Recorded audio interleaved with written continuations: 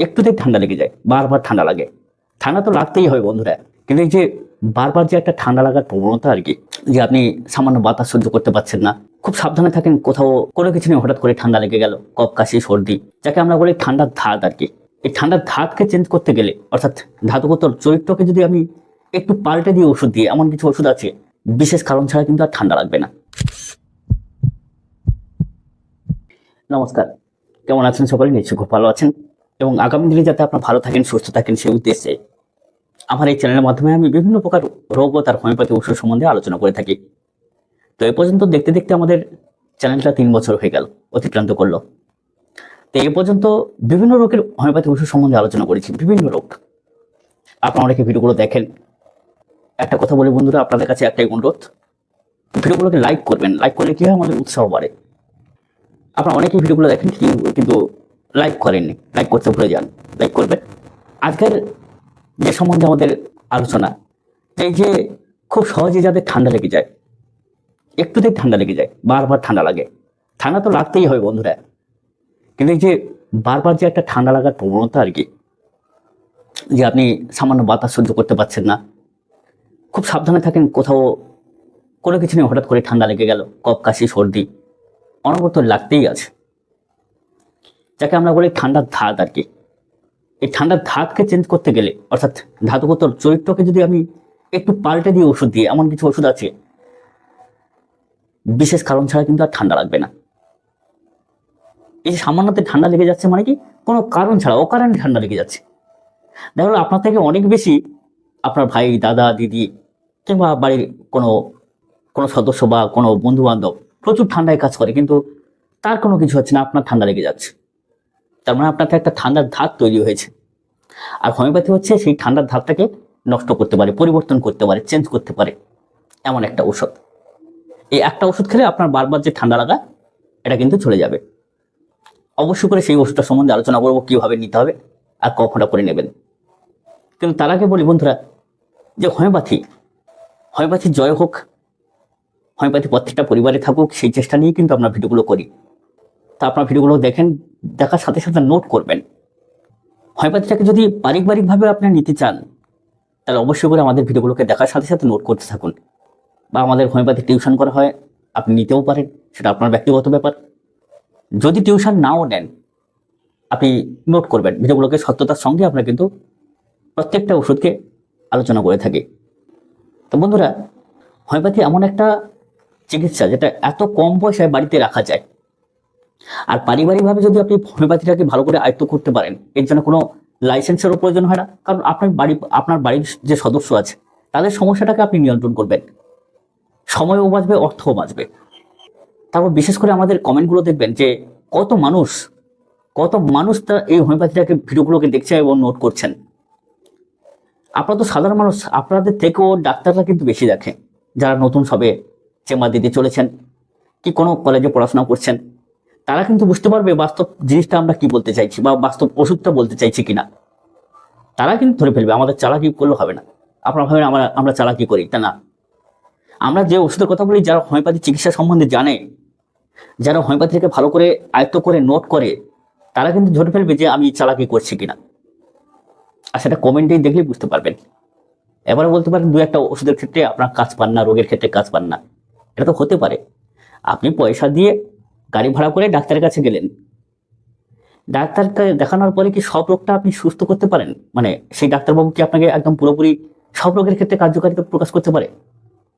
তার কি ওষুধ বিফল হয় না? তো আপনারা এই নিয়ে কিন্তু মন ভাঙবেন না। আর বাস্তবভাবে একটা কথা বলি, কোন রকম চতুরতা নিয়েই কিন্তু আমি এই ভিডিও করতে আসিনি।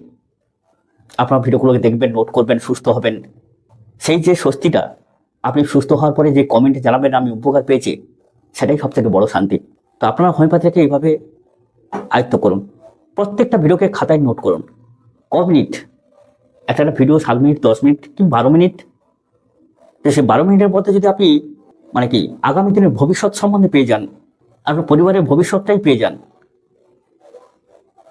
যে রাতভিত্তিক একটা বাচ্চার সমস্যা হয়েছে, কি আপনার সমস্যা হচ্ছে, আপনি মাথার কাছে যে ফাইলটা আছে টুক করে নিয়ে জেবে ফেলে দিলেন, কি একটু জলের সঙ্গে মিশিয়ে খেয়ে নিলেন। বলুন তো, বাড়িতে বসেই আপনি সুস্থ হচ্ছেন। হঠাৎ করে রাত্রিবেলা আপনার ছোট্ট বাচ্চাটা পা যন্ত্রণা, পা কামড়ানি ব্যথায় ছটফট করছে, তা হাতের কাছে যদি রাষ্ট্রক নামক ওষুধটা পাওয়া যায় বা থাকে, সে সঙ্গে সঙ্গে আপনি কিন্তু সেটাকে দিয়ে সুস্থ করতে পারবেন। প্রচন্ড পরিমাণে পেটের যন্ত্রণা আপনার শিশু সন্তানটা, দুগ্ধপোষ্য শিশুটা সে কান্নাকাটি করছে, তো তৎক্ষণাৎ যদি কোলোসিন ক্যামোমিলা বা ম্যাকফোস নামক ঔষধটা পাওয়া যায় হাতের কাছে, আপনি 2-1 মাত্রায় সেবন করে কিন্তু তাকে সুস্থ করতে পারবেন। এগুলো কি বাড়িতে বসে করা যায় না? কত সময়ের ব্যাপার। আপনার বলেন না আমার সময় নেই, আমরা করতে পারি না। দেখুন, সময় আছে, ব্যবহার করতে জানেন না, ব্যবহার করেন না। শুধু আবেগ থাকলে হবে না, ইচ্ছা শক্তি চাই স্যার। আবেগ আলাদা আর ইচ্ছা শক্তিটা আলাদা। আমি কোনো জ্ঞান দিচ্ছি না, আপনাকে ভাবতে বলছি। আমার থেকে আপনাদের জ্ঞান, অভিজ্ঞতা সবকিছু আছে, কিন্তু গুরুত্ব দেন না, এটাই। তো যাই হোক, অবশ্যই করে আমাদের হোমিওপ্যাথি টিউশন দেওয়া হয়। যদি হোমিওপ্যাথি টিউশন নিতে চান, সামান্য খরচে 1 বছর টিউশন নেওয়ার পরে যদি আপনি ভালো করে আয়ত্ত করতে পারেন, সারা জীবন আপনার পরিবারে কত টাকা যে আপনি সাশ্রয় করতে পারবেন, কত সময় যে বাঁচাতে পারবেন, তার কোনো সীমা নেই। যাই হোক, সেটা আপনার ব্যক্তিগত ব্যাপার। তো বন্ধুরা, এই যে বারবার যে ঠান্ডা লেগে যায় কোনো কারণ ছাড়া, একটুতেই ঠান্ডা লেগে যায়, যদিও আমাদের হোমিওপ্যাথি হচ্ছে ধাতুগত লক্ষণ দেখে ব্যবহার করতে হয়, তবুও বলবো, যখন বিশেষ কারণ ছাড়া আপনার ঠান্ডা লাগছে, তখন কিন্তু এই ওষুধটা কিন্তু দারুণভাবে কাজ করবে। হ্যাঁ, এই ওষুধের চারিত্রিক বৈশিষ্ট্য, একটু মোটা শরীর, একটু মোটা সোটা, কিন্তু লোল মাংস প্রকৃতির নয়, ক্যালকেরিয়া কার্বের মতো লোল মাংস প্রকৃতির নয়, মোটা সোটা, সামান্য ঠান্ডা লেগে যায়, রক্ত অল্পতা হতে পারে। এই ক্যালকেরিয়া কার্ব তার সঙ্গে অনেকটা চারিত্রিক বৈশিষ্ট্য মিল আছে, কিন্তু লোল মাংস প্রকৃতির নয়। আর এই যে একটু চলাচল করলে হাঁপিয়ে পড়া, সেরকম নয়। কিন্তু এই অ্যানিমিয়া মানে রক্ত অল্পতা, বাইরে থেকে মনে হয় শরীরটা খুব হৃষ্টপুষ্ট, কিন্তু ভিতর থেকে বঙ্গুর, এরকম অনেকটা মিল আছে। আপনাদের নামটা আসছে আর যাচ্ছে, তাই তো? যারা হোমিওপ্যাথি আমার কাছে টিউশন নিচ্ছেন বা হোমিওপ্যাথি শিখছেন, অন্য জায়গায়ও শিখছেন, প্রত্যেকটা বন্ধুরা অনেকেই জানেন, কিন্তু তবুও একটু ভিডিও দেখে যাচাই করে নিন। এটাই তো আপনার ইচ্ছা, আর এই ইচ্ছার জন্য কিন্তু আপনি এক জায়গায় যাবেন, দেখবেন একদিন ঠিক জায়গায় পৌঁছে গেছেন, সেদিন মনে পড়বে এই ভাইটা কি বলেছিল।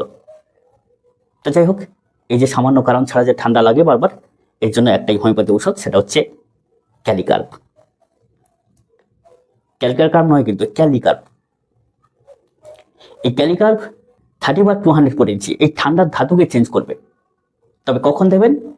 যখন এই যে ঠান্ডা লেগে গেছে সেই সময়টা দেবেন না। যখন ঠান্ডা লেগে গেছে সেই সময় লক্ষণ ভিত্তিক আপনি একটা ওষুধ দিন, কিন্তু তো ওষুধ দিন যেরকম আছে। সে রাস্ট্রক হতে পারে, কি ঠান্ডা বাতাস লেগেছে অ্যাকোনাইট হতে পারে, কি আপনি ফেলামভয় দিতে পারেন। সেটা কিন্তু সুন্দরভাবে সুস্থ হয়ে যান। সুস্থ হওয়ার ফাঁক টাইমে যাতে না ঠান্ডা লাগে তার প্রোটেক্টিভ হিসেবে ব্যবহার করা হচ্ছে, প্রোটেকশন হিসেবে। সেটা কি? ক্যালিকার্ব। তাহলে ওষুধটা ক্যালিকার্ব বললাম, 30 বা 200 পোটেনসি, বাচ্চাদের জন্য 30 পোটেনসি আর বড়দের জন্য 200 পোটেনসি। কি করবেন? 2 দিন 3 দিন অন্তর একবার নেবেন, 1 ফোঁটা নেবেন কি 2 ফোঁটা নেবেন। জিভে ফেলতে গেলে সরাসরি যদি 2-3 ফোঁটা পড়ে যেতে পারে, দরকার নেই। আপনি হাফ কাপ মতো জল নিলেন, কি 2 চামচ জল নিলেন, তার মধ্যে ফেললেন। যদি বেশি ফোঁটা পড়ে যায়, অর্ধেকটা খেলেন, অর্ধেকটা ফেলে দিলেন। 20 মাত্রায় বা বেশি মাত্রায় ওষুধ সেবন ভালো নয়, সূক্ষ্ম মাত্রায় দারুণ কাজ করে। যাই হোক, 1-2 ফোঁটা করে সেবন করবেন। তাহলে 3 দিন অন্তর নিচ্ছেন সকালে, এইরকম 2 মাস আপনাকে সেবন করতে হবে, তবে কিন্তু আপনি বুঝতে পারবেন। 1 মাসে কিন্তু হবে না। কেন না? আপনি 3 দিন অন্তর নিলে 1 মাসে কবার নেবেন, সঙ্গে সঙ্গে ধাতুগত যে সমস্যাটা সেটা কি চেঞ্জ হয়ে যাবে? একটু সময় দিতে হবে না? প্রত্যেকটা রোগ তো আর পায়খানা বমি নয়। ধরুন আপনার আজকে পাতলা পায়খানা হচ্ছে বা পেটের ব্যথা হচ্ছে, সেক্ষেত্রে আপনি ঘন ঘন ওষুধ সেবন করালেন, ঠিক আছে। কিন্তু এখানে এই রোগটা সারাতে গেলে যেমন কম ওষুধ সেবন করছেন, অর্থাৎ 3 দিন অন্তর সেবন করছেন, সেরকম একটু দীর্ঘস্থায়ী চিকিৎসা দিতে হবে। তাতে 2-1 বার ঠান্ডা লাগতে পারে, কিন্তু পরে পরে দেখবেন আপনার ধাতুটা চেঞ্জ হয়ে, একদম ফুল ভরসা রাখুন, ব্যবহার করুন, তারপর বুঝতে পারবেন। প্রথমে বলেছি, এখানে কোনো রকম মানে প্ররোচনামূলক কথা বলা হয় না। আপনি নিজে বই কিনুন, এনসি ঘোষের বাংলা ম্যাথমেটিকা, উর্দুতেও পাওয়া যায়, ইংলিশেও পাওয়া যায়। যে ভাষাটা মনে হয় আপনার ক্ষেত্রে খুব প্রিয়, তাহলে আপনি সেই ভাষার বইটা কিনবেন, ব্যাস। অবশ্যই করে ক্যালিকার্ব ওষুধটা কিভাবে সেবন করতে হয় বলে দিলাম। 2 মাস অন্তত নেবেন, দরকার হলে 3 মাস পর্যন্ত সেবন করুন। এরকম 3 দিন অন্তর 4 দিন অন্তর সেবন করবেন, ঘন ঘন সেবন করবেন না। দেখবেন আপনার বিশেষ কারণ ছাড়া যে ঠান্ডা লাগছে, সামান্য ঠান্ডাতেই আপনি আক্রান্ত হচ্ছেন, কষ্ট পাচ্ছেন, শ্বাসকষ্ট চলে আসছে, অবশ্যই করে আপনি সুস্থ থাকতে পারবেন। আর এছাড়া যে কমন ওষুধগুলো বাড়িতে রাখার চেষ্টা করুন, রাস্টক্স, ব্রায়োনিয়া, অ্যাকোনাইট, এইসব ওষুধগুলো দেখবেন আপনার রাত ভেদ অনেক কাজে লাগবে, অনেক কাজে। আর সেদিন বুঝতে পারবেন যে হোমিওপ্যাথি ওষুধটা বাড়িতে রাখা কতটা কার্যকরী। একটা মোবাইলের রিচার্জ 400 টাকা 500 টাকা ভাবা যায়? আর সেই 400 টাকা 500 টাকা করে যদি আপনি 200 টাকা করে যদি ওষুধ কেনেন, 10 ml করে ফাইল, মাত্র 1-1.5 হাজার টাকা কি 2,000 টাকার ওষুধ রাখলে আপনার সারা বছর কভার হয়ে যাবে। হ্যাঁ, হোমিওপ্যাথি দোকানেই পাবেন। আর ওষুধগুলোকে কিনে আমাদের এই ভিডিওগুলোকে দেখে খাতায় নোট করুন, আর অবশ্যই করে হোমিওপ্যাথিকে আয়ত্ত করুন। দেখা হয় পরবর্তী ভিডিও করবে। আর একটা কথা বলি, ভিডিওটা ভালো লাগলে অবশ্যই করে প্রত্যেকটা বন্ধুদের বলি একটু লাইক করবেন। যতজন দেখবেন ততজন একটু লাইক করবেন। লাইক দিলে কি হয়, উৎসাহটা বাড়ে। হিংসা ভুলে যান, রাজনীতি ভুলে যান, মানুষ ধর্মের দ্বন্দ্ব লাগায়, অযুক্তি কথা বলে, প্ররোচনা দিয়ে ভুলে যান। একে অপরকে ভালোবাসতে শিখুন। সবসময় চেষ্টা করুন আপনি, আপনার সন্তান, আপনার পরিবার কিভাবে সুস্থ থাকবে, ভালো থাকবে, সেই চেষ্টা করুন। লোকের কথায় কান দিয়ে, রাজনীতিবিদদের কথায় কান দিয়ে, রাজনীতির নেতাদের কথায় কান দিয়ে নিজের মাথা ভারী করে আর জাম ছড়াবেন না। নিজে কিভাবে সুস্থ থাকবেন সেটাই আগে খুঁজুন। নমস্কার।